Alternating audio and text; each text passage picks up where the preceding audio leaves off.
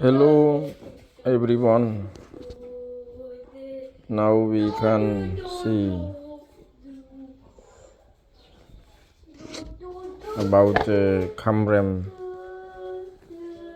of the engine 1.4 HDI peugeot citroen mazda Ford.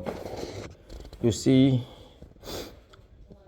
if you take action on your hand about the change timing bell, you must understand about the TDC, then fuel pump, then come axle, then crank axle, then bottom pump, then tension, then a roller. There is very important. We must understand about TDC. This TDC for crank axle, TDC for fuel pump. So it's big. This is very important, very significant. We must understand about the Peugeot, Citroen, Mazda, Ford. If you rotation crank two revolution